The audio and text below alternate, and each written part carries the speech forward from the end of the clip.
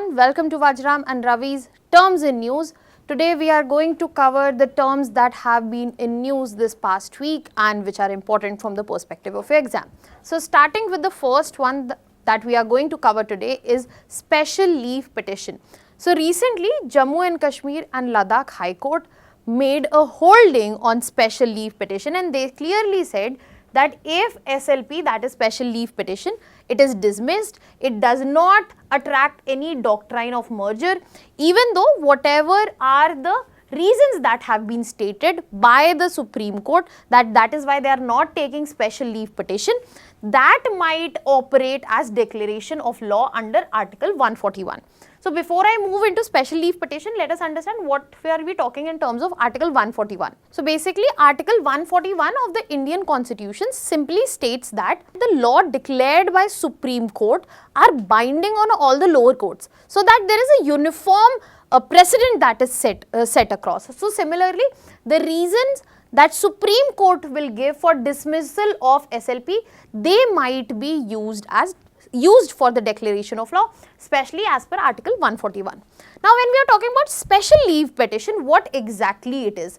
So, when we talk about SLP, it is basically a discretionary power that has been given to the Supreme Court so that there is a special leave to a particular person, organization, company to appeal from any judgment that has been given or order that has been passed by a court or a tribunal.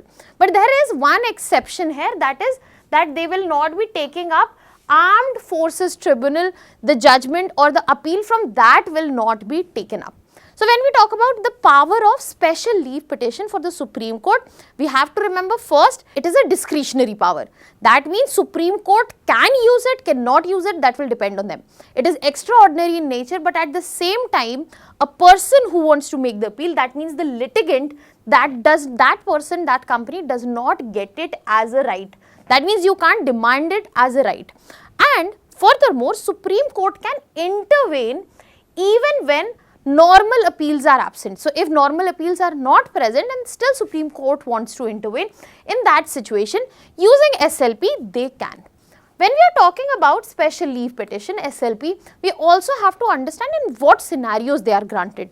They are granted in the scenarios where we get to see violation of natural justice, or there has been a substantial question of law or some grave injustice or erroneous interpretation that has been done, or matters related to constitutional significance. So when we are talking about SLP, it has a very simple procedure where the litigant files and there is a preliminary hearing to decide if the SLP will be taken granted or not. Once the leave is granted, special leave petition, this special leave is granted, then this case becomes the civil or criminal appeal in front of Supreme Court. Furthermore, Supreme Court cannot just entertain the judgments or appeal, they can also look into interim orders or some procedural irregularities under special leave petition. And a landmark case that you guys can use for your case studies is going to be Pritam Singh versus State of 1950, which defined the broad scope of special leave petition itself. When we talk about the significance of SLP, we have to understand this petition ensures judicial oversight across India and brings in strength to constitutional justice. Furthermore, it acts as a safety valve in case of there is miscarriage of justice or the justice has not been appropriately served, and it fundamentally establishes Supreme Court's role as the guardian of fundamental rights. When we are talking from the perspective of exam, this becomes more relevant in terms of analytical relevance when we are talking about judicial review, separation of power, and especially federal appellate structure as well. Now moving to the next term that we are covering today, that is Fujiwara effect.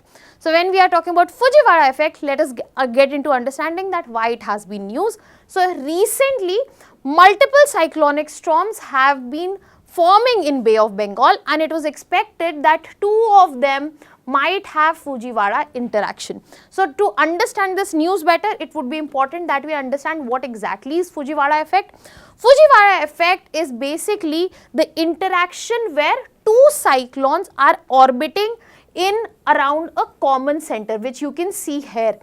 So this happens and this is known as Fujiwara effect. Now this interaction can be in multiple ways and it will alter each other's movement, affect each other's movement in this very scenario.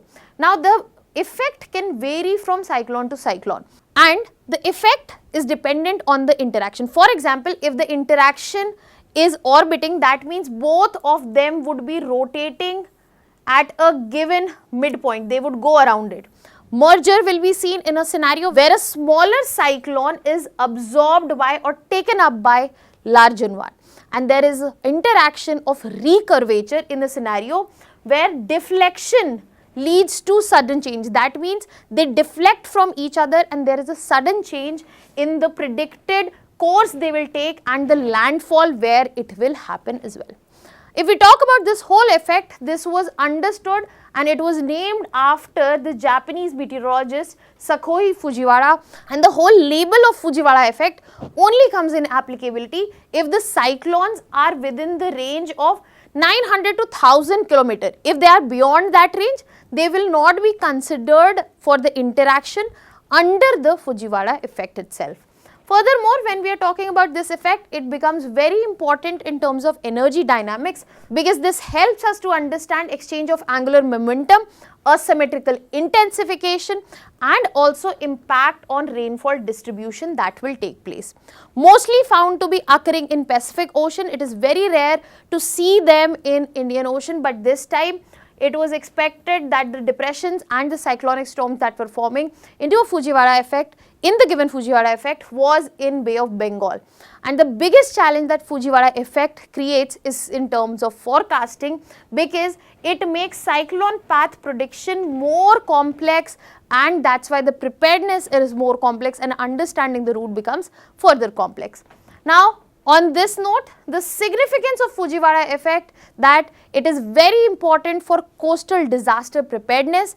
It is important for understanding the tropical cyclone behavior, and it is very important from the perspective of exam because this gives you insight and understanding in terms of questions related to climate change, cyclones, cyclogenesis, that is the formation of cyclones, and also monsoon cyclone interactions. On this note, we will be moving to the next term that we are covering today, that is pharmacogenomics. Pharmacogenomics has been in news and it has been talking about that how specifically reading genes can be used to tailor prescriptions, and that will have increased effect in terms of betterment of the patients. So let us understand first what exactly is pharmacogenomics. It is basically the study of genetic variations, and it is with a special reference where it is being studied so that we can understand that how this genetic variation influences the responses of the drugs. So my genetic variation will have a different response to the drugs or medicines I am taking, and another person's genetic variation will have a different response. So the study of this is known as pharmacogenomics. When we are talking about pharmacogenomics, the genetic basis of all this is SNPs, gene expression differences, and also variation in metabolic enzymes that we get to see. That is why we get to see different response of individual to the drugs that they take. Furthermore, if we talk about pharmacogenomics, it is going to enable predicting drug efficacy, how better drug will perform for individuals. Furthermore, personalized dosing.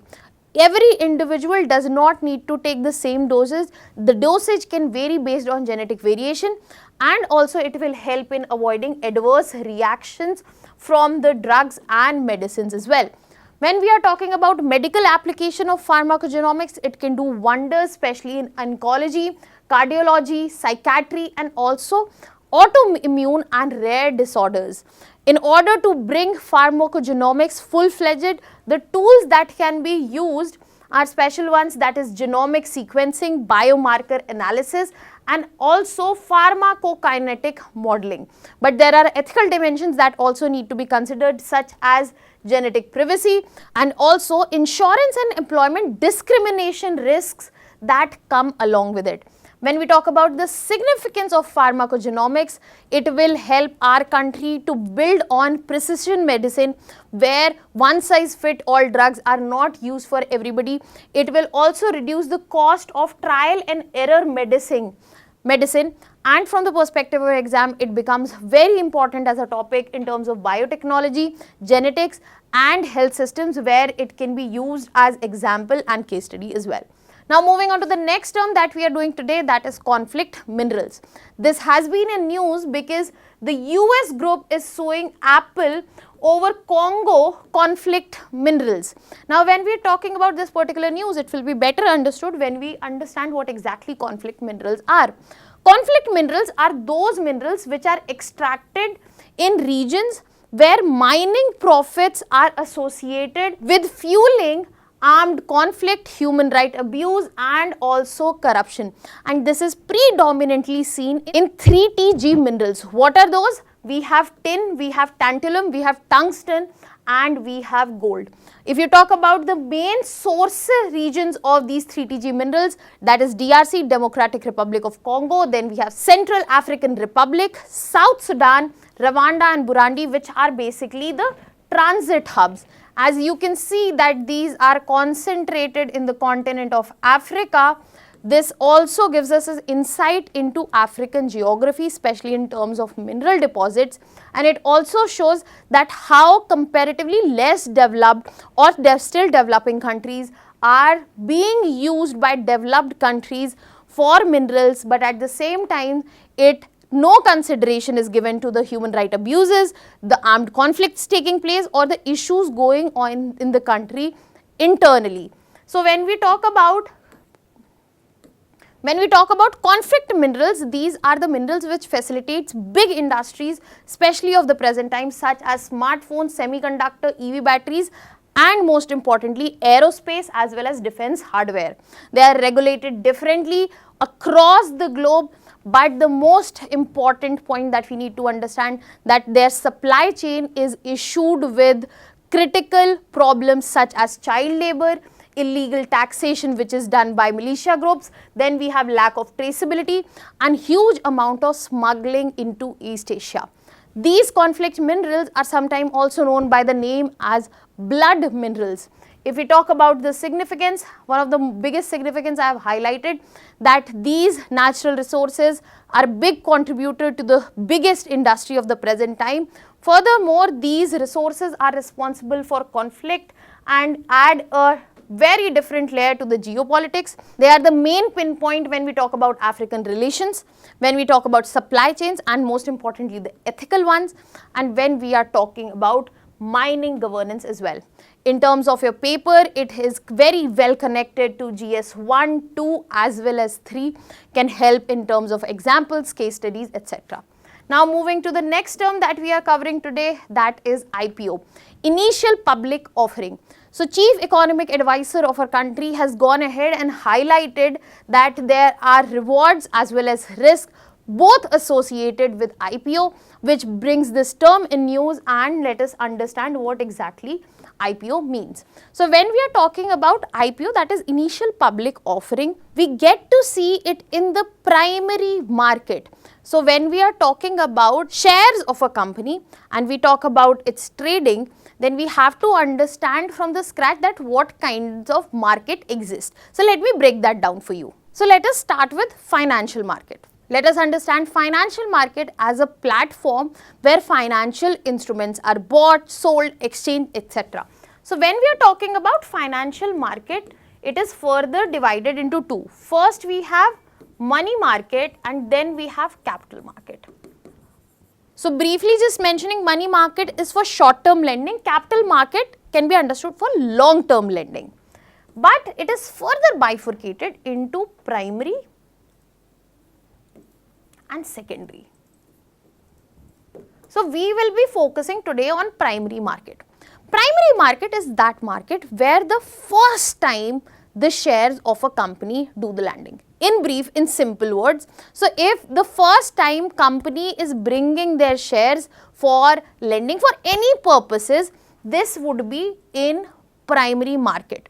And one of the ways to bring the shares is initial public offering. That means this is the first time ever that the company is giving their shares to the public, and this is the first time. Why I am emphasizing on the first time? This is a possibility that one set of shares might have gone before, another set of shares are coming now, that will be known as follow-on public offering. That will not be known as initial public offering. So, initial public offering, that means this is the first time that this company is giving their shares to the public, and it has never happened before.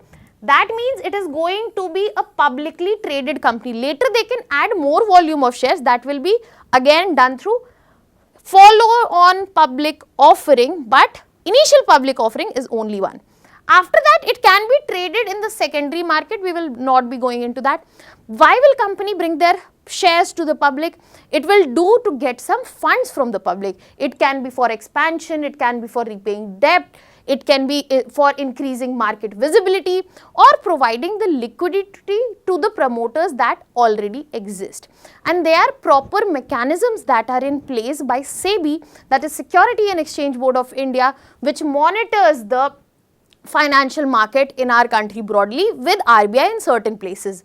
So, when we are talking about the mechanism, it has processes such as like book building, where investors bid within the price band. There is a fixed price where the price is announced upfront, and there are anchor investors as well. But when we are talking about the requirements that had been laid down by SEBI, there are procedures such as the draft red herring prospectus, transparency in financials, and risk factors disclosure, so as to ensure that the consumer is also protected. But in recent times, we have seen that the initial public offerings are being used the other way around, where there is oversubscription, that there is grey market premium that exists, and also allotment ratios which are present there. Even though the procedure has been outlined and the IPOs come left, right and center, at this point of time where there is flooding of IPOs, yes, as Chief Economic Advisor highlighted, they come with risks and also some rewards one time or the other. Now, in terms of significance, if we talk, they are very important for the capital formation in our economy. They provide a lot of strength to the financial markets as well as corporate governance. From the perspective of exam, highly relevant for GS3, where you talk about economy, markets, financial markets, capital markets, and also SEBI regulation. On this note, moving to the next term and the last term of today, that is seed sovereignty. It has been in news because the digital genetics, they have been where corporate owned genetics, they are threatening seed sovereignty and also farmer rights. This has been brought up in the news. Now, on this note, first let's start with understanding what exactly is seed sovereignty. Seed sovereignty is basically the farmer's right to save, use, exchange and also breed the seeds on its own and be independent of the corporate patents which are present or the corporate companies which are present. The whole idea here of seed sovereignty comes from the fact that the farmer should have the control over the germplasm. Furthermore, there should be protection of indigenous seed varieties, local seed banks should be present, and the biodiversity should be community controlled. And this is very important for the reason because it prevents the dependency of farmers on the corporates, seed companies. It protects the traditional varieties, especially against the climate change and the climate stress that we are seeing, and it maintains the agro biodiversity which is required so that we remain strengthened in front of the climate change. If we talk about the legal dimensions related to it, in India we already have PVPFR Act, that is Protection of Plant Varieties and Farmers' Right Act of 2001, which focuses on protecting farmers' seed right. Other than that, at the international level, we have WTO rules which also influences the seed patents. But the problem or the challenge of the present time is the GMO as well as hybrid seed dominance that we get to see, the corporate seed monopolies that are coming in, and also the loss of land races that we get to see.